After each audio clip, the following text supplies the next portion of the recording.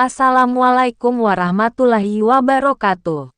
Pada kesempatan kali ini saya menceritakan kisah karomah Kiai Haji Hasyim Asy'ari melawan penjajah Belanda.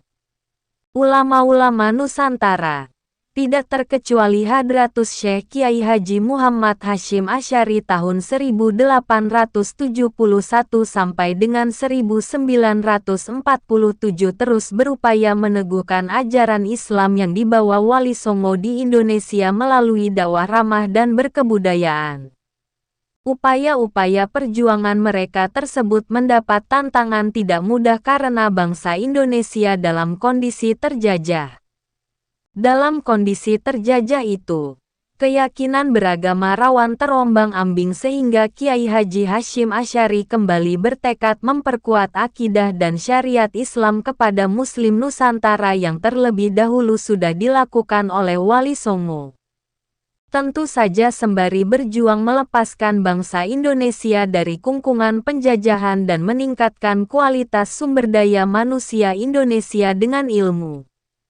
Dari sini Kiai Haji Hasyim Asy'ari merupakan sosok ulama yang terus mendorong rakyat untuk tekun belajar dan menuntut ilmu. Beliau belajar dari pesantren satu ke pesantren lainnya. Tidak cukup menggali ilmu di dalam negeri. Beliau juga memperkuat keilmuannya dengan belajar di tanah Hijaz, Makkah. Setelah beberapa tahun menuntut ilmu di Makkah, Muhammad Asad Syihab dalam buku biografi Kiai Haji Hasyim Asy'ari yang ditulisnya mencatat bahwa Hadratus Syekh pulang ke tanah air tidak membawa gelar besar yang kosong, tidak pula membawa harta dunia yang bertumpuk. Namun kembali di dadanya ilmu yang bermanfaat untuk diajarkan kepada warga dan anak negerinya, memberi bimbingan dan pendidikan kepada mereka, dan menghidupi mereka dengan ruh Islam. Kiai Haji Hasyim Asy'ari berpesan, bangsa tidak akan jaya jika warganya terus-terusan bodoh. Hanya dengan ilmu suatu bangsa menjadi baik. Muhammad Asad Syihab, Hadratus Syekh Muhammad Hasyim Asy'ari perintis kemerdekaan negara Indonesia. Muhammad Asad Syihab dalam bukunya itu menyebut Kiai Hasyim Asy'ari dengan sebutan Al-Alamah. Dalam tradisi Timur Tengah, istilah tersebut diberikan kepada orang yang mempunyai pangkat keulamaan dan keilmuan yang tinggi. Meskipun Kiai Hasyim Asy'ari mumpuni dalam ilmu agama, tetapi ia tidak menutup mata terhadap bangsa-bangsa Indonesia yang masih dalam kondisi terjajah. Kegelisahannya itu dituangkan dalam sebuah pertemuan di Multazam bersama para sahabat seangkatannya dari Afrika, Asia, dan juga negara-negara Arab sebelum Kiai Hasyim kembali ke Indonesia. Pertemuan tersebut terjadi pada suatu di bulan Ramadan, di Masjidil Haram, Makkah. Singkat cerita, dari pertemuan tersebut lahir kesepakatan di antara mereka dan Kiai Haji Hasyim Asy'ari untuk mengangkat sumpah di hadapan Multazam, dekat pintu Ka'bah untuk menyikapi kondisi di negara masing-masing yang dalam keadaan terjajah.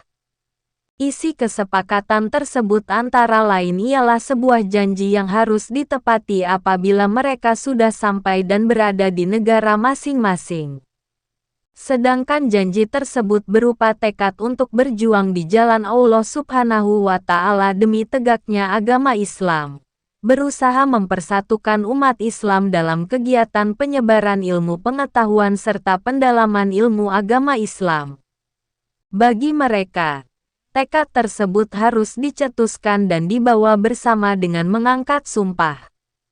Karena pada saat itu, kondisi dan situasi sosial politik di negara-negara timur hampir bernasib sama, yakni berada di bawah kekuasaan penjajahan bangsa Barat. Khoirul Anam, Pertumbuhan dan Perkembangan Nahdlatul Ulama pada tahun 1985. Sesampainya di negara Indonesia, Kiai Haji menepati janji dan sumpahnya saat di Multazam. Pada tahun 1899 Masehi, beliau mendirikan pondok pesantren Tebuireng di Jombang, Jawa Timur, Dari pesantren ini kemudian dihimpun dan dilahirkan calon-calon pejuang Muslim yang tangguh dan mampu melawan penjajah Belanda, yang mampu memelihara, melestarikan, mengamalkan, dan mengembangkan ajaran Islam ke seluruh pelosok Nusantara. Kiai Hasyim merupakan ulama abad 20 yang telah berhasil melahirkan ribuan kiai dan ulama. Bukan hanya untuk tujuan memperkuat ilmu agama, tetapi pendirian wadah pesantren itu juga untuk melawan ketidakperi kemanusiaan penjajah Belanda dan juga Nippon, Jepang.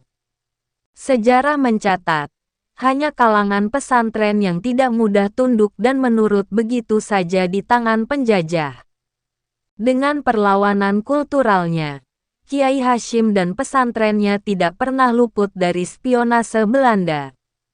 Langkah awal perlawanan kultural yang dilakukan oleh pesantren menunjukkan bahwa pondok pesantren tidak hanya menjadi tempat menimba ilmu agama, tetapi juga menjadi wadah pergerakan nasional hingga akhirnya bangsa Indonesia mencapai kemerdekaan hakiki secara lahir dan batin. Kemerdekaan ini tentu hasil perjuangan seluruh rakyat Indonesia. Tetapi tentu saja peran ulama pesantren sebagai motivator, sekaligus negosiator tidak bisa dielakkan begitu saja. Asad Syihab mencatat, ketika menangani penataan pesantren, Hadratus Syekh Kiai Haji Hasyim Asy'ari menghadapi banyak tantangan dan rintangan.